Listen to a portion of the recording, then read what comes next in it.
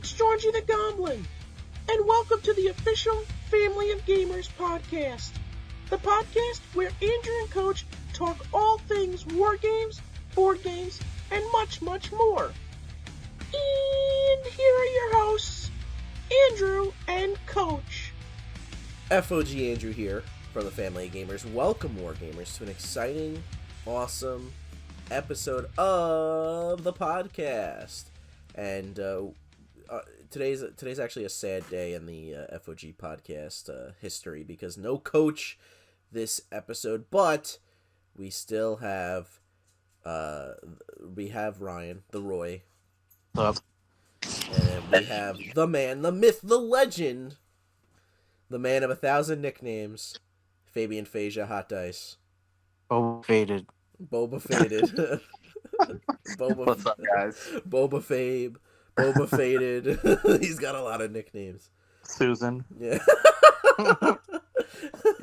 But yeah, so we got some stuff to talk about, but if this is your first time listening to the Family Gamers podcast, this is the podcast where we talk about all things miniature war gaming, tabletop games, board games, all that stuff. We will have our link tree linked below. You can check out our social media pages, our Discord server, Patreon page, and then our YouTube channel, which we post on weekly. We got awesome stuff coming out for the month of October. We got some pretty exciting stuff, so stay tuned for that on the YouTube channel.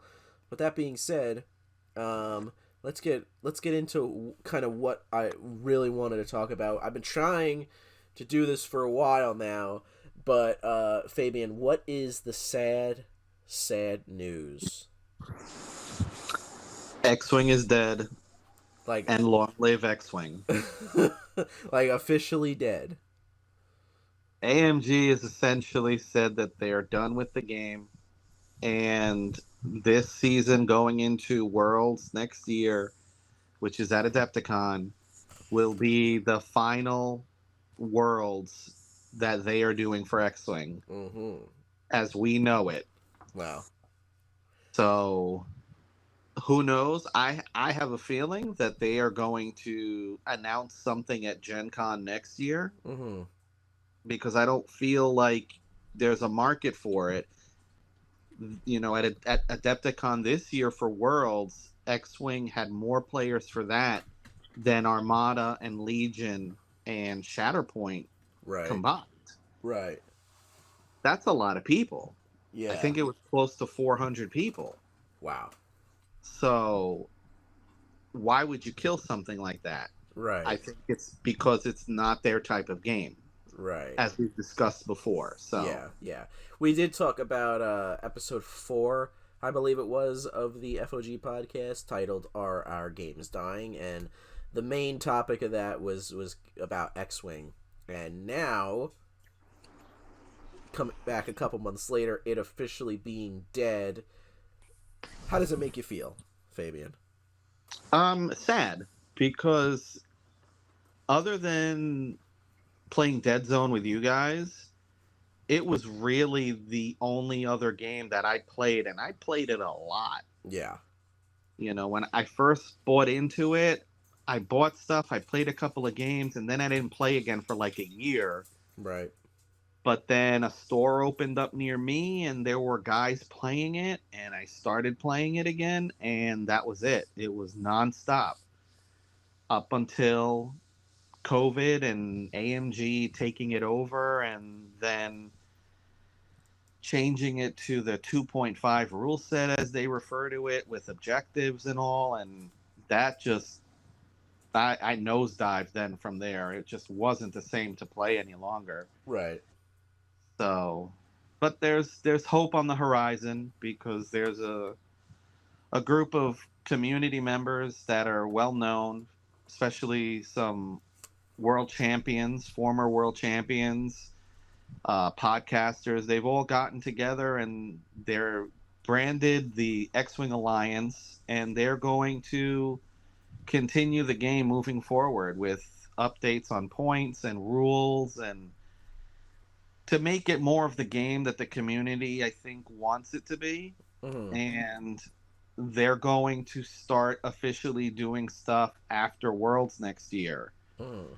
So they've been putting out beta points for people to test out, and I'm not really paying too much attention to it. Um, a friend of mine, he ran a tournament last Sunday and asked if I would play with the new points that this group has put together, the beta points.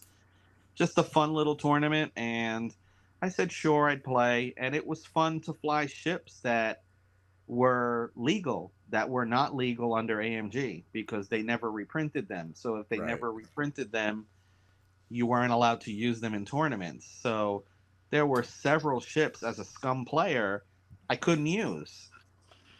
And I flew Sunday, and three of the four ships I flew were ships I hadn't flown in over 4 years. And it was Mm. So, so much fun. so if they were out of print, it was just you can't use it in a tournament. It's tournament Right. illegal.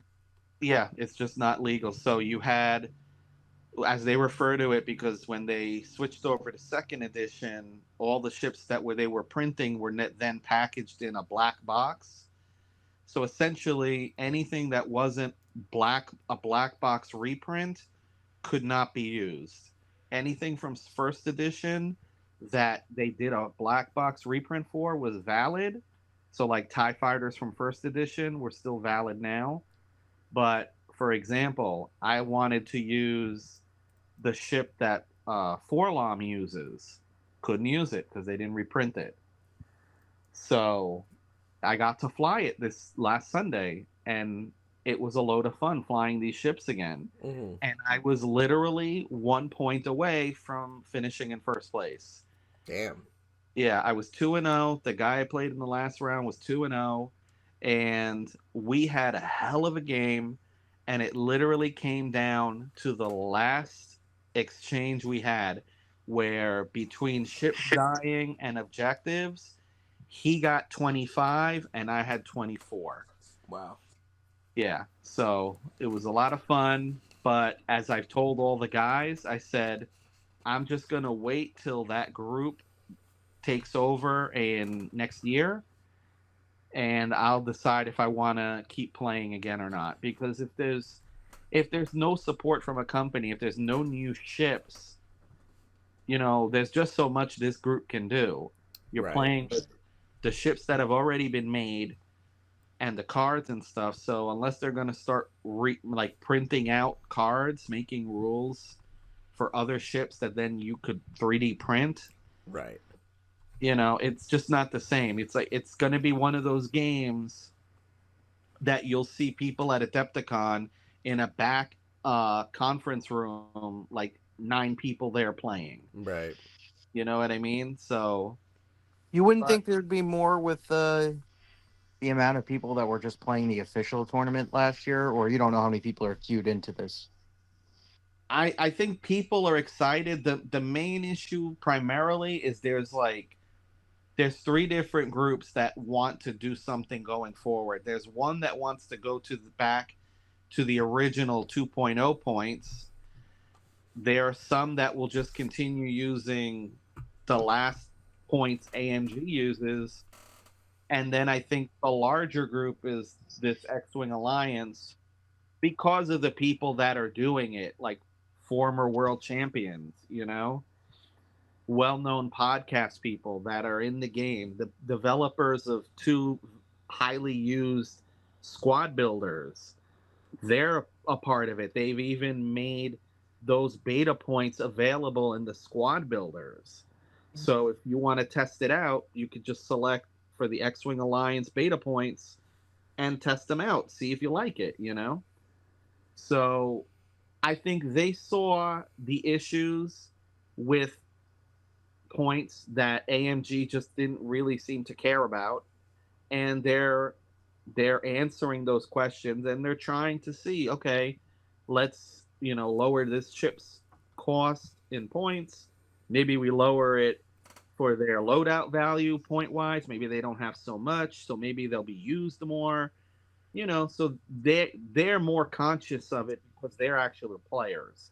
You know, Right. But I think the so downfall of that is, you know, and you mentioned this earlier, if you don't have a company behind you. So AMG is not doing anything with it, correct? Pretty So much. are they? They're just burying the game. So really, no one could touch it. No one could step in on their behalf. No one could buy the because they own. I'm guessing some sort of intellectual property that They have allows the them to. license. Yeah. Right. So, and as far as I know, they still have the license for Star Wars for a few more years. Whether it extends beyond that, I don't know. That's why I'm saying if we're going to hear something about a new space fighting game, my guess is we'll hear about it at Gen Con next year. Worlds will end. You get like 4 months before Gen Con. People have forgotten X Wing in their eyes, probably. And they'll be like, hey, look what we're going to bring out. You think it's gonna be like it's probably gonna be their own space game then, not If an they, yeah. IP based thing. No, I think it'll be Star Wars. Yeah. I think it'll just be their version of a dogfighting game, something that's more along their sensibilities. Because the big issue, the big complaint I have with them is they're not really thinking in terms of competitive play. They're thinking more about just having fun. So that's why like MCP and Shatterpoint, the way it works, it's not really there for tournament play. It's there just to have fun. Yes, there's a winner and a loser, but they're not thinking about, oh, we're gonna, stomp someone into the ground. They're just thinking Right. having the best experience for everyone involved. Well, what other game led to its downfall because of that, right? Which one? Guild Ball. You know Because what? Never played it. well, because Ryan, you perked up. You heard Guild Ball, right? um, no, because they Steam Forged. They were mostly doing. They had Guild Ball. They had some other things, and then they had like their IP based stuff. And then COVID hit, and they were like, oh, like there's no tournaments, but also like the fans are making it too competitive, so we're gonna just stop supporting the game. Yeah, that I didn't get quite what was going on there. I just knew they stopped developing stuff, but then now in the past year they're like, "Oh, we're bringing it back." Well, they're bringing it back in the sense that like they're gonna produce models like print on demand. From Okay. what I remember, I could be a little wrong on some of this info, but this is from what I remember because I did a video a little while back about it.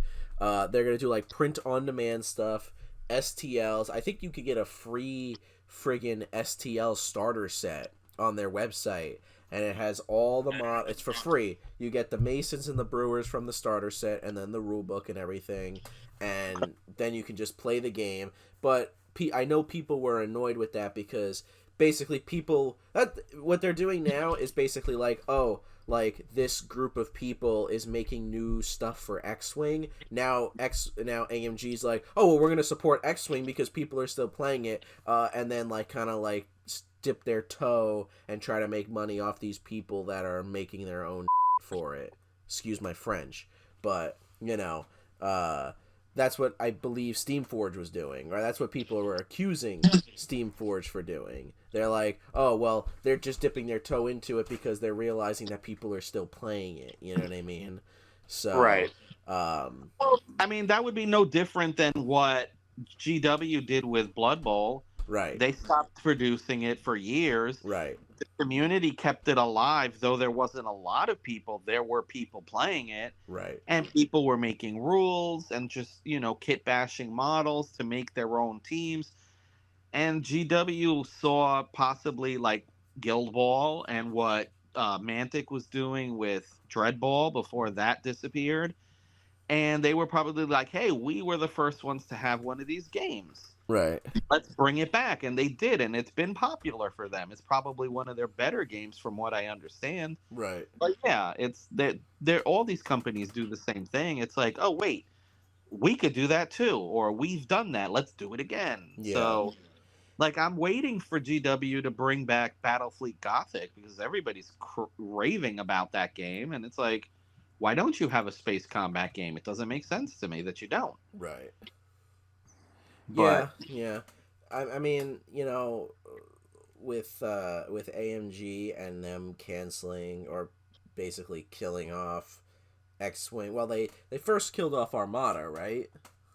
Yeah, right from the jump, they basically announced that they've made everything they could make for that. They released one card pack after that, and that was it. Right. Now, now speculating on like what do you think they're gonna do? Do you think they're just gonna go with a complete rules overhaul, basically, for a new space combat game that may or may not be Star Wars, probably Star Wars, or Um, I mean, if you have the Star Wars license, I think it would be foolish not to use that. right, Because that automatically will sell. Just slapping Star Wars on it. Then it's just a matter of, do you have a good game? right, And, one of the things they said in the announcement about the game ending was the cost of these models, these ships, was becoming prohibitive because they're pre-painted, because of the right, size, all of that stuff. right, So I could see them doing something where maybe they print out smaller models unpainted that you then have to paint, or mm, maybe something a little larger scale that you have to build and paint, mm-hmm. because they're big on that. They're big on the hobby stuff, which is something your father and me to a lesser degree, and Ryan are. So I don't see why that wouldn't be the route they go. However, I don't know how many people would want to jump onto that, because I think the biggest thing for people was, hey, I don't have to build this. I can just take it out. I have everything I need for this ship right here, and I can throw it on the table and play. Right. A lot of people aren't going to want to build. A lot of people aren't going to want to paint. So we'll see what they do. I don't think they're going to get the groups of people they had for X-Wing if they were to come out with something new, whether it's a Star Wars thing or something completely different. I don't think they're going to get the same amount of people. Yeah. Going yeah. from first edition to second edition, the amount of people that played dropped dramatically. Right. So, and then if they were to come and put out a new game and then say, oh, all that stuff you already bought is useless in this game, I'm not going to buy into that. I have all this stuff already. So. Yeah. I don't know. I don't know how I feel, with this stuff, because I'm just, I wasn't into X-Wing anymore, so. Right. But I mean, from what I hear, it's like if they do something like that, it's just gonna be like, well, screw them, Yeah. Because like I remember those conversion kits. That was like 2.0. That killed it for a lot of people. Yeah, that I thought was a little ridiculous, and I was tempted on getting them because you know why? They were on all. I remember I saw all of them were on clearance at Barnes and Noble. They were like $10 each. Right. And I almost ended up picking them up because I was like, yeah, $10 each. Maybe I'll play X-Wing, and then I didn't, and now I don't play X-Wing. So Right. And I'm glad I didn't, because then if I was playing X-Wing, then I would have another game to be mad about, I guess. Yeah, and the issue with the second edition stuff with those conversion kits was they didn't have points, which Right. was good for the app that they put out, which ended up being trash. But with the first edition cards, they had points, so if you want to play those, you can still play with those rules. Right. Right. I still kept all my first edition stuff. I know a bunch of guys that when they went to 2.0, they got together and they burned all their 1.0 cardboard and cards. Jesus. I'm like, I know. I was like, why are you doing that?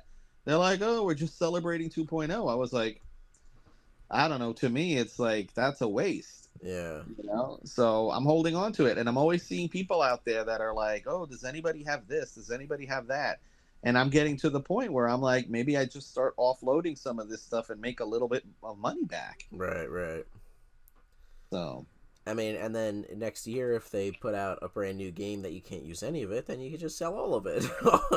Right. all Yeah, your there's X-wing just stuff, and then say I'm gonna sell all that stuff. I'm gonna use that money to buy a different company's game. uh, you know, honestly, I'd have to find out if they still have the license for how much longer. I want to say they might have it for another couple of years. They have And to, because unless like Shatterpoint just came out last year, right? About a yeah, year ago. yeah. And they've already shown stuff that's coming out into next year. Right. Same with Shatter MCP is a different thing, but Right. I mean they're both Disney. So uh yeah, I don't see them putting out this game last year for it to be over in a year. Right. So do they extend it again before this contract is up? That's what I'm saying. By Gen Con next year, if they announce something, then that means to me at least that they've extended it another X amount of years. So then they will support that new game as well as what they're doing with Shatterpoint. Right. So Well, I in a way, I think like I'm kind of glad I didn't get back into X-wing. I'm just like I just dealing with this and being mad at another game company. I don't know if I could my sanity could handle it. But I'm not mad. I had a lot of good times playing that game, and I made a lot of friends that I'm still friends with. So you just gotta for what I cherish the got good out of it, times. exactly. For what I got out of it, that's a good thing to me. So is it sad that it's done? Yes. But you know what? There's other games to play. That's what we do. We play another game. And we'll just think about what we lost. And that's it. I move on. Yeah. Because I think of it like this too. Like if the things in my life didn't happen the way they did, I never would have gotten into 40K. I never would have met any of you. Yeah. So I don't play 40K anymore, and that's sad because I love the look and genre and all of that. But the game to me isn't fun. The game to me isn't good. So I will, you know, remember fondly the games I played of it, but I got other games to play, and I got all of you guys in my life, so that's enough for me. Hell yeah. Amen to that, brother. That's what matters. It's like, as Vin Diesel says, we're family. Family. We're family. Yeah, we still got you to get. We still have to get you to play Baron's War. That hasn't happened yet. Yeah. Your I- Templars It's are pretty painted good. or no? No, because I haven't done anything hobby-wise because I'm still sorting through all these comics. It's a lot of comics, man. All right, do you burst into hives when you go through your comics? Because you are the HOC hater of comics. No, you know what happens? I look at comics that I bought from years ago, and I think to myself how good they used to be. Yeah. And I think as soon as I pull out a comic, I'm like, oh, I remember this is like this happens in this. And I'm just thinking about the memories that I had from those books. Listen, So the way that I look at it now, they were never good. no, that's because you reading in the generation you're reading in. No, But no, no. comic, Listen. I jest, but I do. I don't read comics anymore weekly. It got to the. You know what? I'll tell you. This is a complete tangent, but you know what killed it for me? X-Men, because there were so many X-Men books coming out. I was like, all right, I'm gonna read all these books. Oh, this guy's got a series, I'll read it. This guy's got a series, I'll read it. This guy's got a series, new series, and the pile gets bigger, bigger. The bill gets bigger, and now I'm like, damn it, like Also, like, and then I get I left hate behind. reading a series that you've invested money and time in, and then it just gets canceled. Oh, it's delayed 2 months. Oh my Oh, god, it's canceled. Maya's barking at me. That's a whole nother. Remember whole nother Karnak? story. I think I got 2 issues into Karnak. It must have been like 5 years ago. Do you remember when they did the Inhumans like whole series? They like revamped them. Well, yeah, that was because they didn't have the X-Men movie, right? So they were like, oh, we're going to do Inhumans now. And I remember you were reading that Karnak book. Yeah, issue 1 was great, and then issue 2 came out. Then it was on hiatus or whatever, and then it was just like, yeah, we're not doing this anymore. And I was like, okay. And then remember, I was reading. I think it was Justice League of America, or it was one.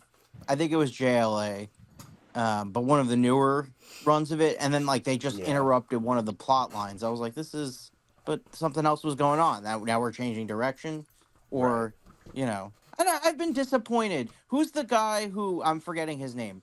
But he got tapped to do the Green Lantern books, and there was so much hype around it. And I'm gonna be real, they were bad. Oh, Grant Morrison.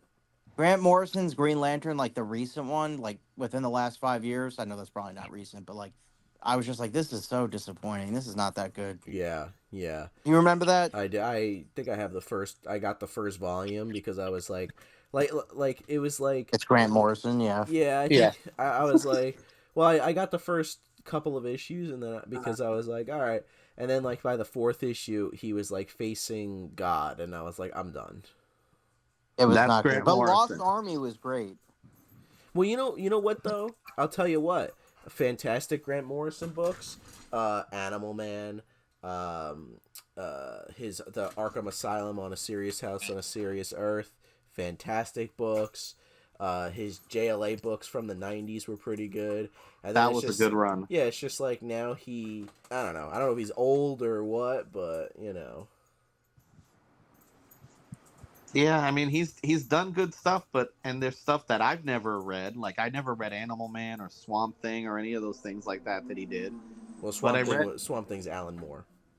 I thought he did some too. He might have, but and I will say those Alan. I have the entirety of Alan Moore's Swamp Thing series.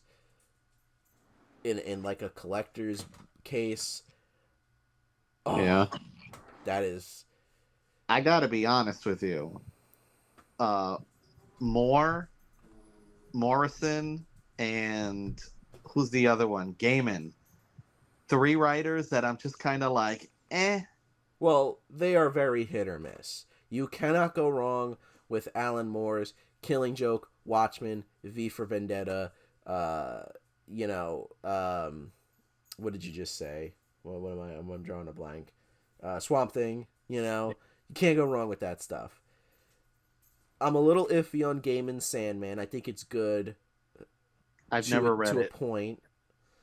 And then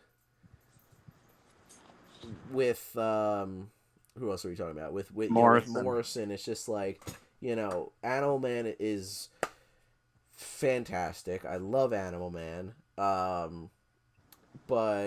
when they get into that meta fourth wall stuff, it's annoying. I'm like just like make the comic. Yeah, like to me, I'm just like, I don't need you to make political points or social commentaries. Just tell a good story. That's it. Just tell a good story. But I think before we go into any more comic book tangents, before you start breaking out into hives again. So essentially, what I was saying was, I've been dealing with that comic collection. I haven't done any hobby. So. Yeah. Well, unfortunately, that's how it be. But I think right now, though, we're going to take a little bit of a break, and then we will come back and talk about some other stuff. So stay tuned.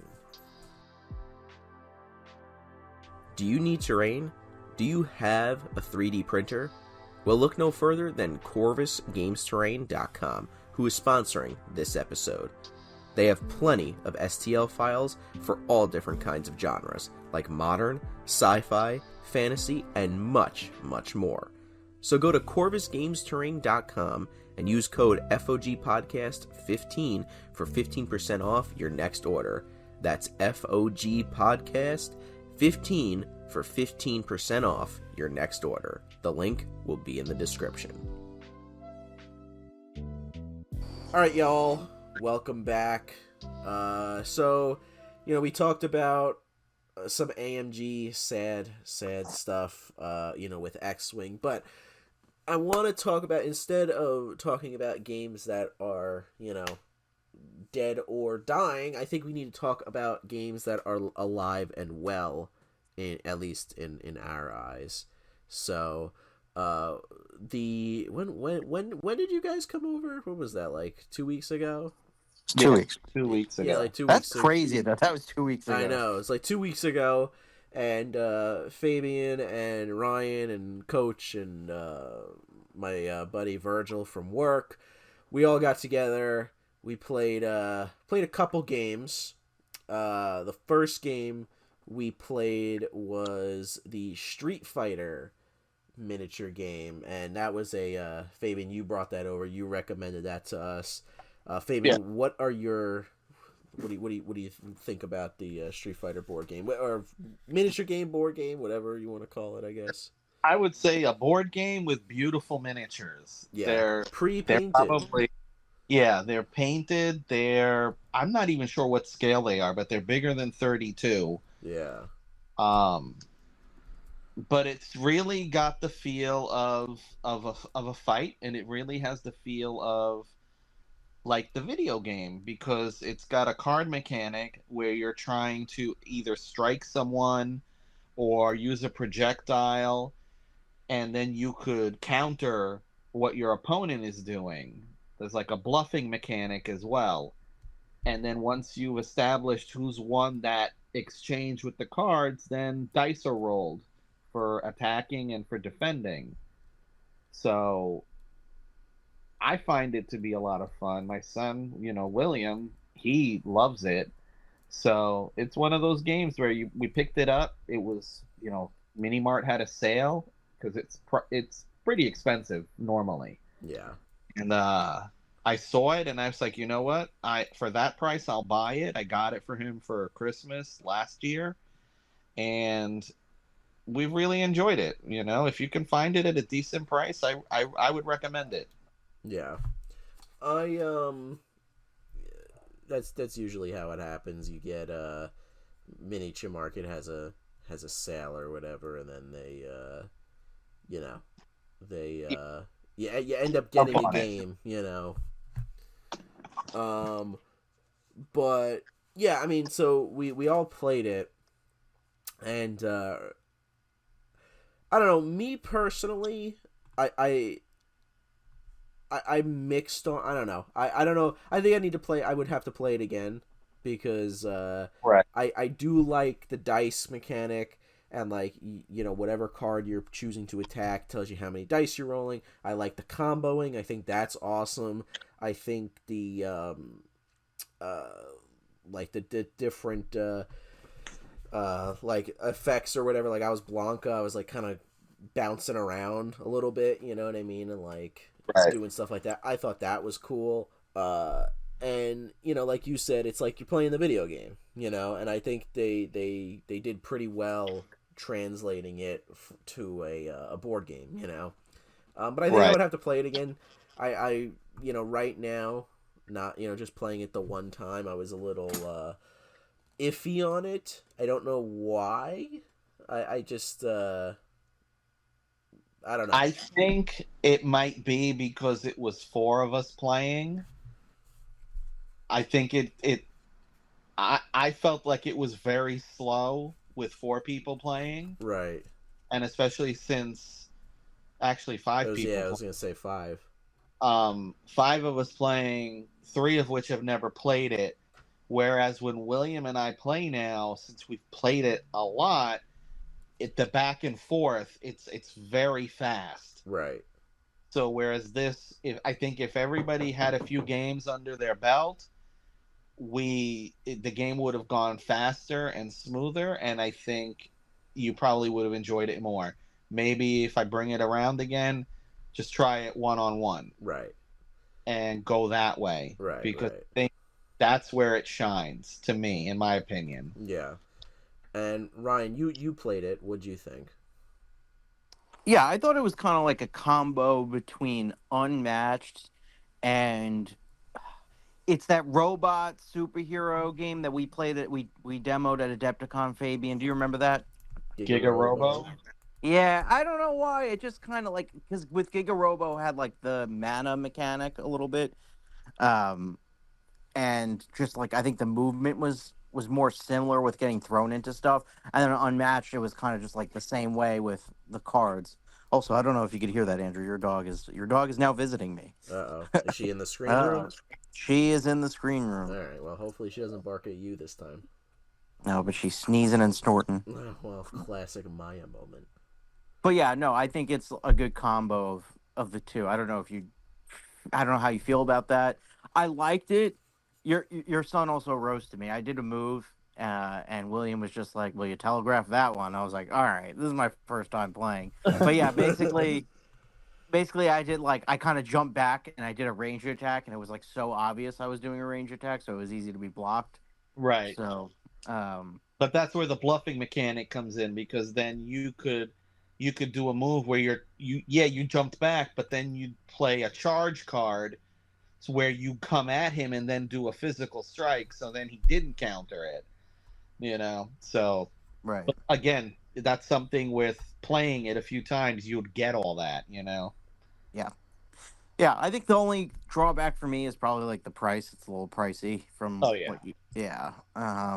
Like if you're gonna bring it over, I mean, we're happy to play, but I mean, I don't know about if investing in it.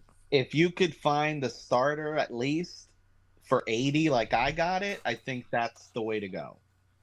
Yeah. Right. 80 Because sounds a little more reasonable.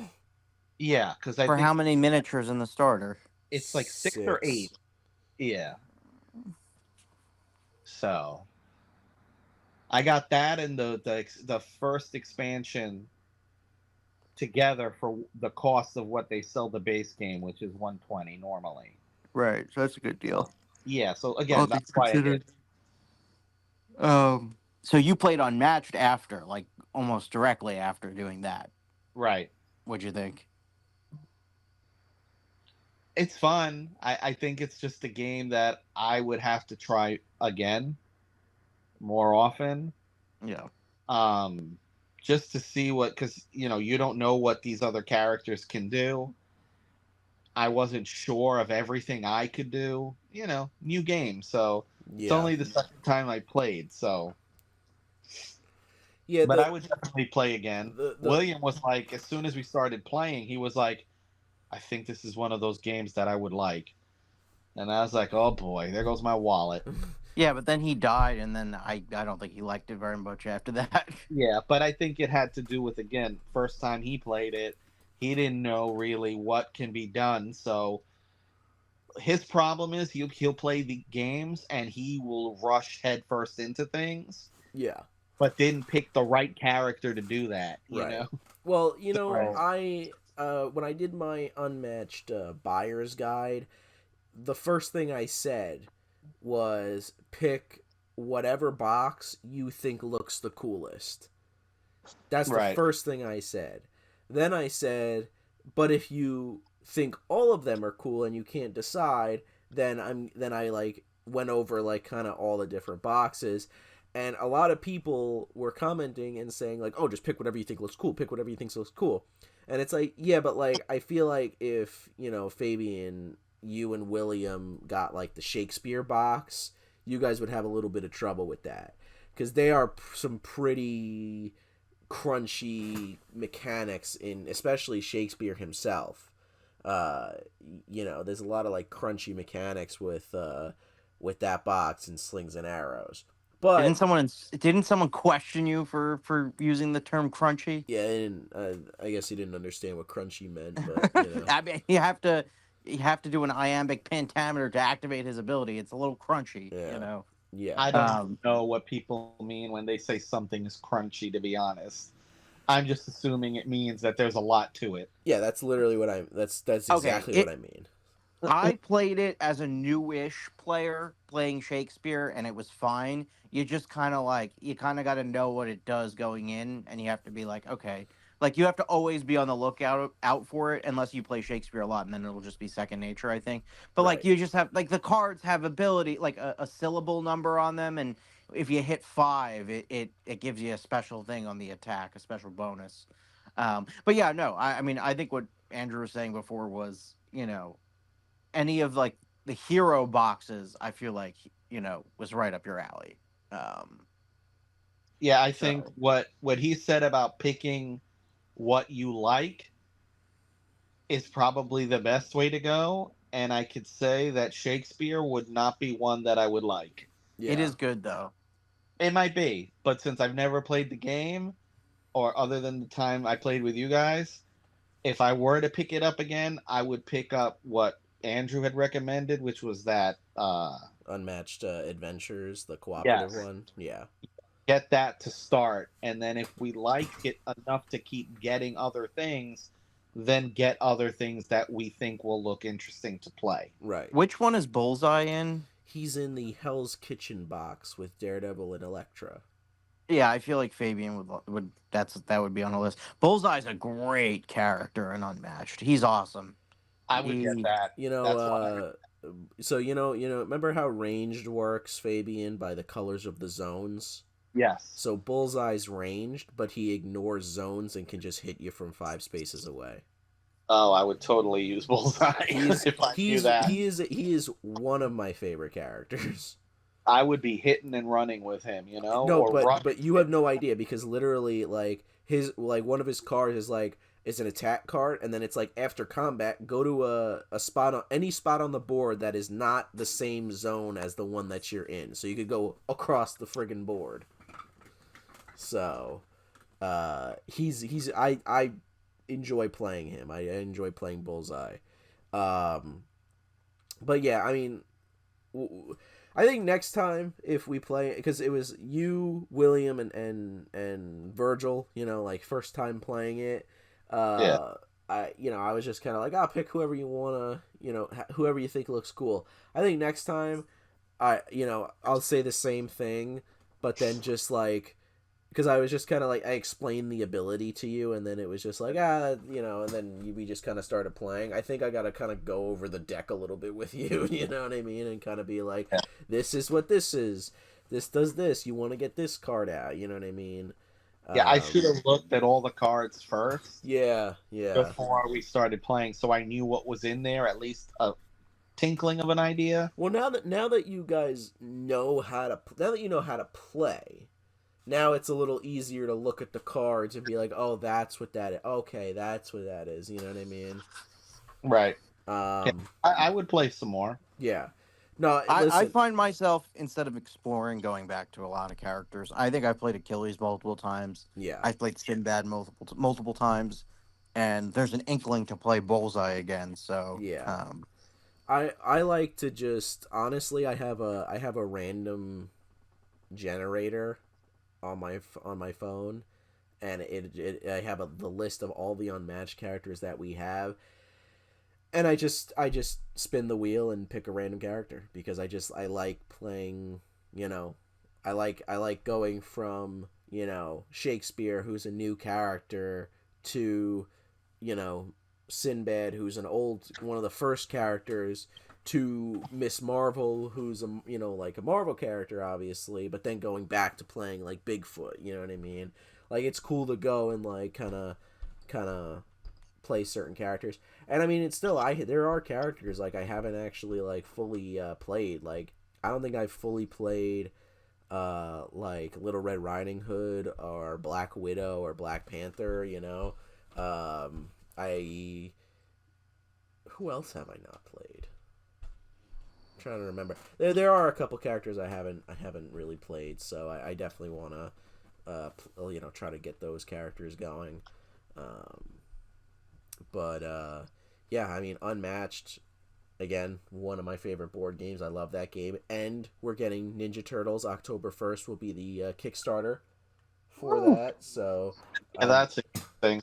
I'm definitely excited for that. So it's going to be like the cooperative version, which we didn't play the cooperative version, Fabian, but it's like the cooperative version is like you can either face Mothman or the Martian Invader, and either one has like an objective that they're trying to complete, and you have to defeat him before the objective is complete. And so you're gonna get the 4 Ninja Turtles as 4 separate heroes to play as, and the 2 villains are gonna be Shredder and Krang that you could fight. So Oh, that's cool. yeah, I am very excited. Yeah, I would even consider getting that just because it's Ninja Turtles.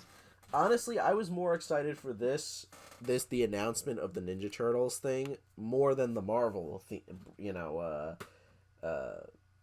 sets, Right. And then we also, I think, next year they're doing The Witcher, which I played the games before, so I know a little bit about The Witcher, but they're coming out with 2 boxes, and already they seem really cool. And then sometime next year we're getting Muhammad Ali versus Bruce Lee, and they're reprinting Bruce Lee. Bruce Lee was one of the original characters in a single box, and it was just a whole thing with that. Now Bruce Lee's like $300. You can't get him on eBay. You can get him on eBay for $300. I have Bruce Lee, so That's cool. but people are like, oh, like it sucks. I paid $400 for Bruce Lee on eBay the other day. Now they're coming out with him next year. It's like, okay, well, you get the new Bruce Lee thing, which apparently is going to be a complete reprint, which I think is a good idea. Yeah. Because sure. Because now I don't have to play with the $400 Bruce Lee. I could play with the new one, that I bought for $25, and get Muhammad Ali on top of that as a brand new fighter. So I would sell it if it's the exact same thing, model, cards, everything. I would just sell the one you have and make some. I think what they're doing is they're slightly changing some wordings, and they're changing the model, but everything else is exactly the same.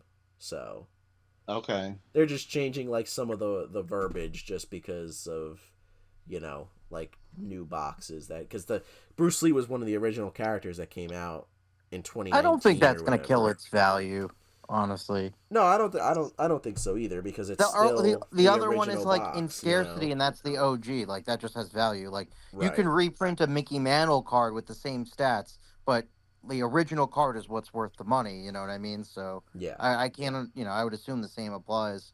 No, only because if this one is the same exact sculpt, then yeah, no difference.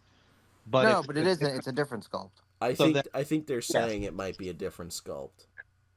So yeah, if it's a different sculpt than the one they first sold, that one's gonna have value. Yeah. To people. Right. That's what I'm saying. Yeah. Yeah, for sure. So Fabian, now we got to talk about mansions. Yeah, it's time to talk about mansions. It's time to talk about mansions. Ryan, It's getting dark out right now. We got to talk about mansions. Interrogate him.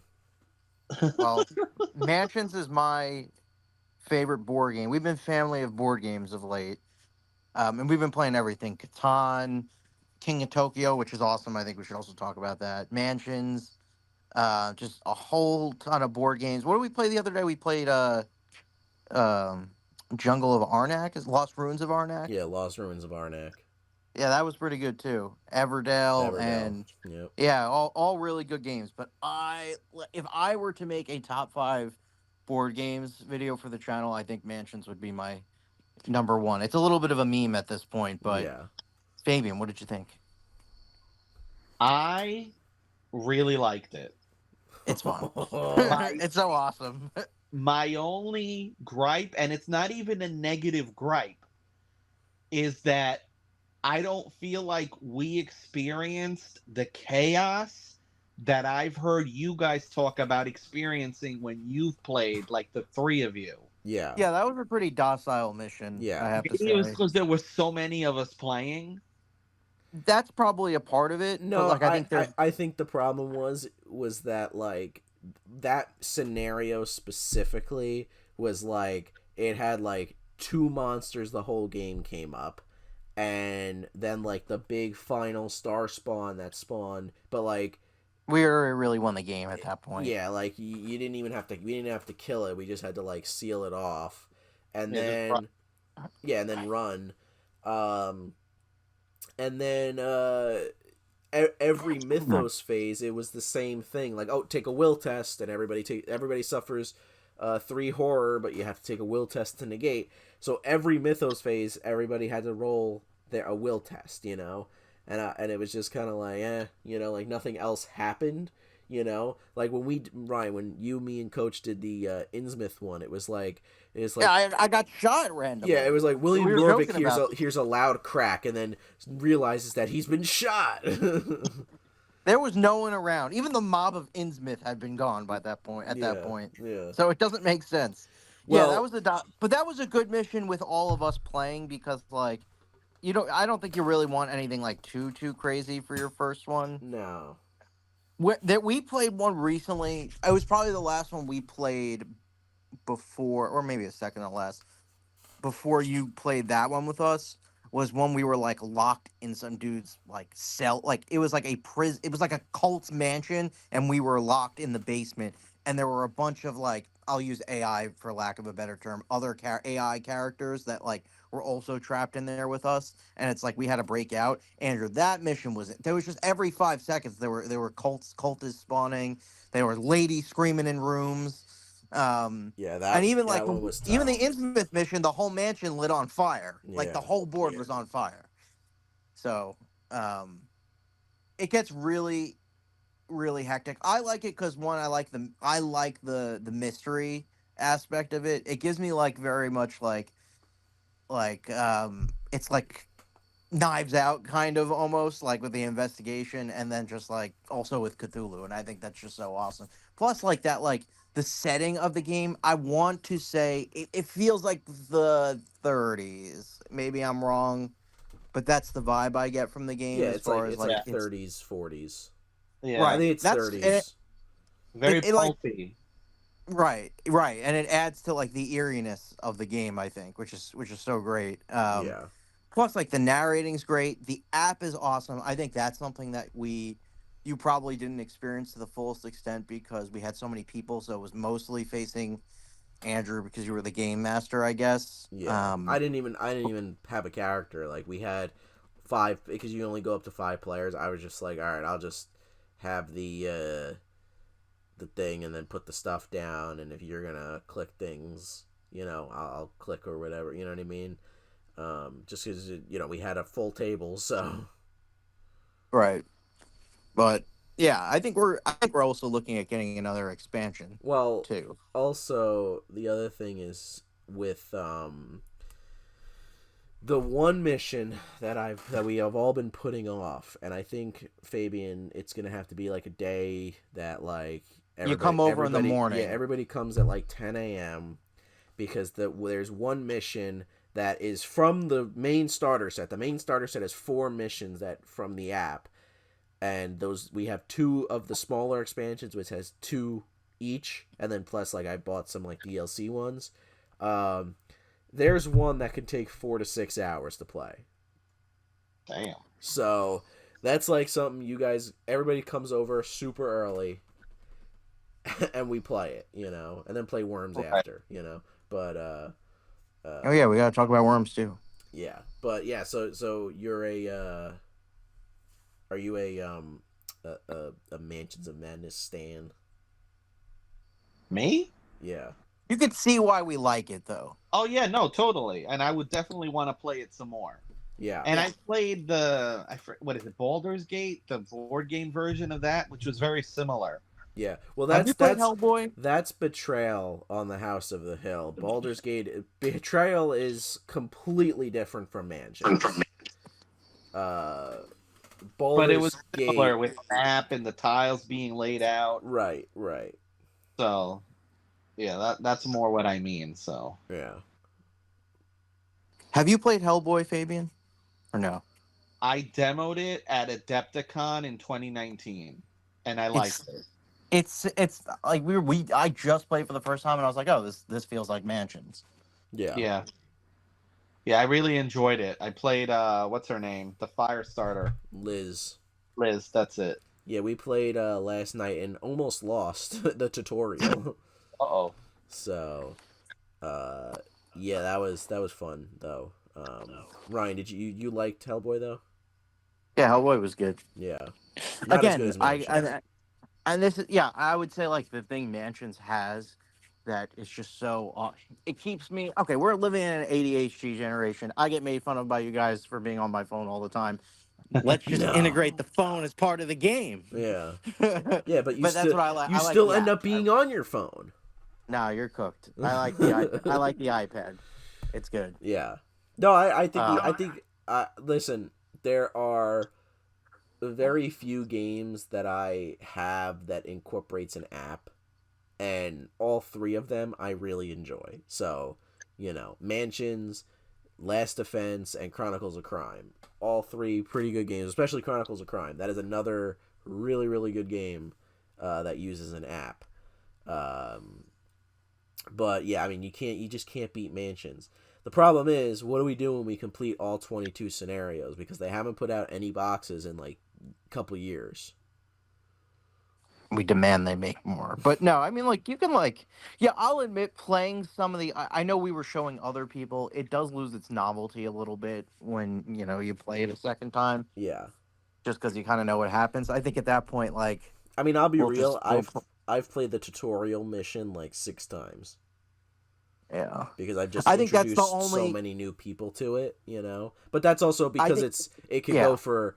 I think it's only like an hour, so it's not like we have to replay a 6-hour friggin' mission, We've also played like the shortest ones for the sake of like, everyone's got lives. We're doing stuff during the day, and then like, okay, let's come over and play. And it's just like, well, we can only play this because it's 7 o'clock already. Listen, I know it's a meme, but like when I say to you like, oh, like when you're like, oh, let's play Mansion, I'm like, Ryan, it's 8 o'clock, like it's too late for that. We started very late that one time, and it was still great. Like we finished at like 12. Yeah, but that was because we like messed up, and then like it kind of booted us to the end, and we barely won. So What? yeah, The one we played with your dad? yeah, after we played Catan, What did we mess up?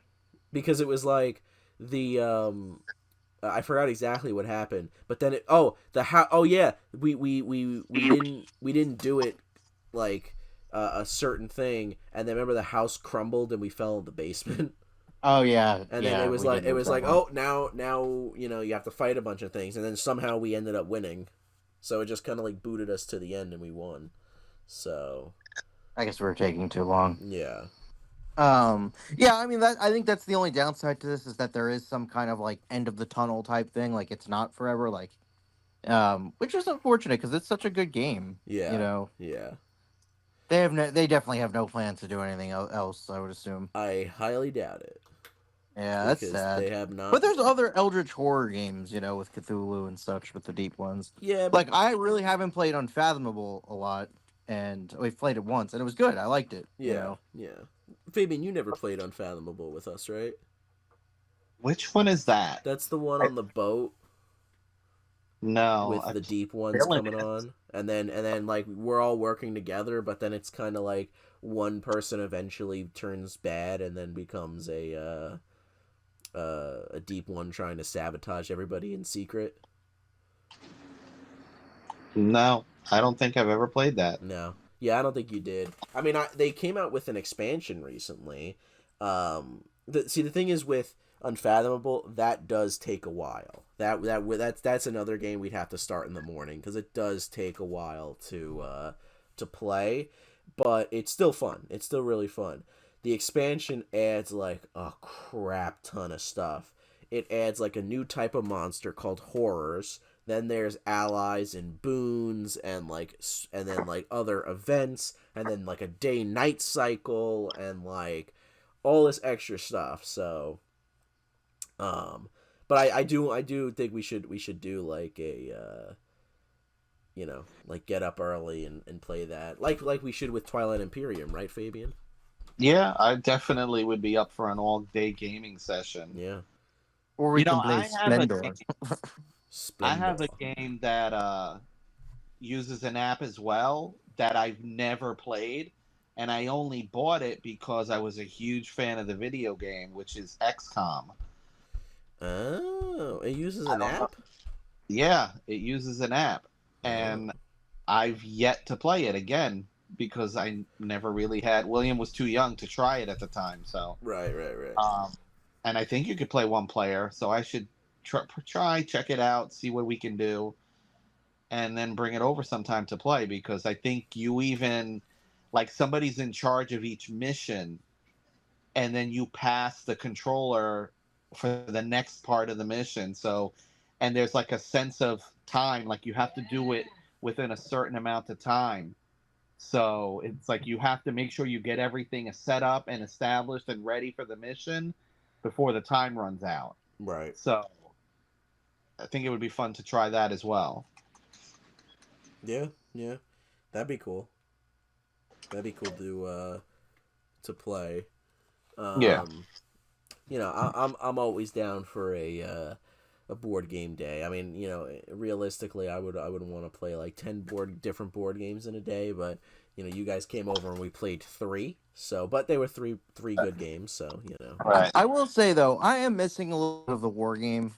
We've been playing a lot of board. I think your dad's getting a little mad. Is the wrong word. He's definitely not mad because, he's still playing with us. But I think your dad is itching to play a miniature game. Yeah. No, I think so too. It's just like, Well, he wants to play Baron's Organ. I know that for a fact. Yeah. The only problem with doing the miniature game, or not problem, but it's kind of like with us, it's like we gotta set up like a day in advance, 2 days in advance. It's like, okay, I'm working all day Thursday. Let's shoot for Friday, so Wednesday I'll set up. It's got to be something like that. Fall's a good time for the board games then, because your dad, everyone's really busy. Yeah. He's busy with working and stuff, so he's not going to be around too much. That's why, again, he's not on this episode of the podcast, unfortunately. So, but I do. Definitely like with the Steel Spectres coming out for Ravage Star, I want to try those. I'm excited for that. Yeah, that does look interesting. Yeah, and there's a lot of stuff coming up that I'm pretty excited for.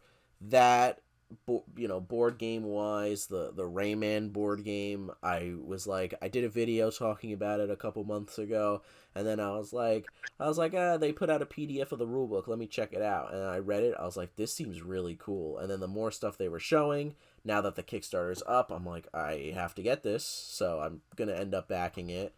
And then the Don't Starve board game is coming out. The Unmatched Adventures TMNT Kickstarter is coming out. So there's a ton of stuff that I am excited for, for Kickstarter wise or coming up, I guess. Plus, I think October we're supposed to get the first stuff for Ravage Star, at least some of the stuff from the pledge. Yeah. And then February is going to be the rest of it. So, that'll. Are you? Yeah. What'd you say? Do you have any interest in playing Baron's War? I'm just curious. I mean, listen, if you if we've memed you into it, if you paint up the Welsh for me, I'll end up trying it, but me? Yeah, you specifically, not my dad. Why? You. Why me specifically? No, actually, why can't you just get? Actually, Fabian. Yes. You got to paint me the Welsh. Me? You got the wrong guy. I could barely paint my Templars. I am no serf, okay? I'm not painting the Welsh. How many ducats will I have to pay? I don't know. I'm no, there's no ducats. I'm gonna duck it in terms of painting it. Boo. See, you have is it called, what is it called again? Not Conquest. Conquest is 10 Conquest is William the Conqueror, which is like it's in the Baron's War realm just earlier. It's got I don't know if you guys saw that. Honestly, like I think I'm just gonna drop the money and get a set for that, and it's really not that expensive. But what book has the Templars in it and the Mamluks and everything? Oh, the one that I got, the Outreamer. Outreamer, right. So that has the Saracens and the Templars in it. Yes. Does it have anything else? Just Saracens and Templars? Honestly, I don't know if there was much more than that. I know there were some named characters. Oh yeah. But I think beyond that, I don't think there was anything else. Right.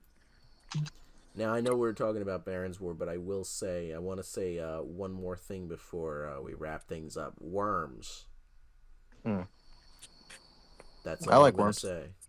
Sure, I like Worms. Worms is good. I love I don't Worms. know if this Want to episode try is it. coming out before or after the battle report, but we have a battle report. We do have a battle report coming out, so Interesting. it's probably coming out before it. But yes, we will. We do a quick gameplay video of it, and my unboxing is on of the Armageddon pledges on there.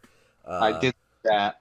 That mat being wrinkled like that is horrible. Yeah, don't even Niantic get me. really needs to do something to make it up to backers. Well, they said, oh, just email support. It's like you're gonna have 1,000 people email support, Right. and you're gonna have to basically send out replacement mats for everybody that got the Armageddon pledge.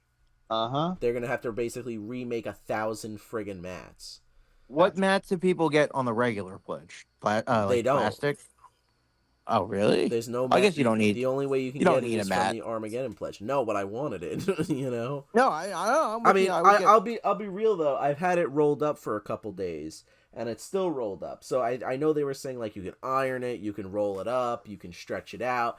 Why the hell should I have to do that? You should have just sent it rolled, but they wanted to put it in the smallest box possible. You know.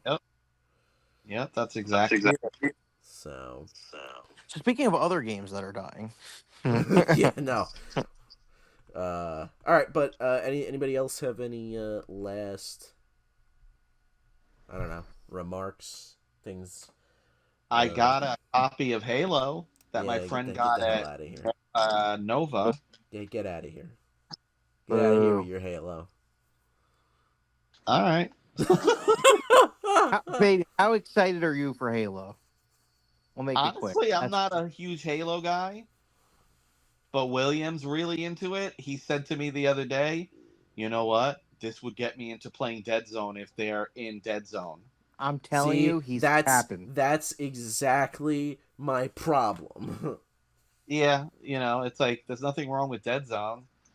I could always paint enforcers to look like, Spartans. See, listen, I don't care what anyone says. It's a Dead Zone remaster. Listen. That's really Well, all even it Ronnie is. has said that. Listen, And that's okay. No one's. Yeah. That's not a bad thing. Right. It's Exactly. genius strategy and good for them. But listen.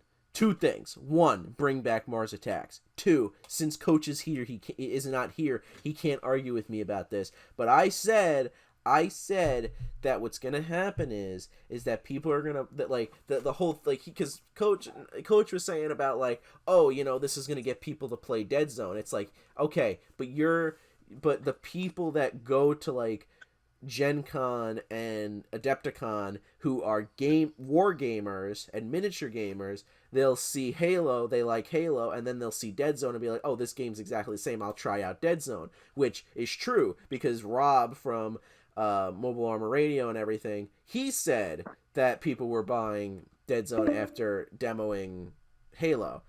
Right. So I agree with that, but the people that are just playing Halo and don't really play a lot of miniature games and board games, they're just going to want to play Halo. They're not going to want to play Dead Zone because Master Chief isn't in it. And I said this. I admit I think I was wrong when we did that sit down little pass the mic thing at Adepticon. I was like, my hope is that this, and I really think this could bring a lot of people into Dead Zone. I don't think it's going to bring many people into Dead Zone. No. I think people are going to play just like William. They're playing it because it's Halo, and that's the extent of it. I don't think it's going to become any further, which is such a shame because Dead Zone's such a great game. I do love Dead Zone. Honestly, I think at this point they should just bring Worms into Dead Zone as a new faction. And they could. They'll do that before they do the Rebs. I'll tell you that much. All right, We don't need Reb. The only good Reb is a dead Reb. Andrew walks the battlefield, hard, heavy, and low. The Rebs are gone. This isn't a Rebs episode. All right. Are the Rebs dying? All right, we're gonna wrap it up now. But all right, guys, thanks for listening. This was probably a long one. I don't know. We'll see what happens when I edit it. But yeah, I mean, if you guys have any opinions on the whole AMG X-Wing stuff, let us know down in the comments below. And let us know what you guys are playing as well. Let us know in the comments. We'd love to hear what you guys have to say. And also, again, you can check our link tree, which is in the description, and our Discord server's in there. You can talk to all of us in there. We got some really good discussions with people in the community and whatnot. So you can check all that out. Link below. And yeah, guys, stay tuned for the next episode and more stuff on YouTube. And we'll see you in the next one. Well, guys, unfortunately, this is the end. But don't worry, they will be back next month. And you can check out all the links in the description or show notes for more Andrew and Coach. See you next month.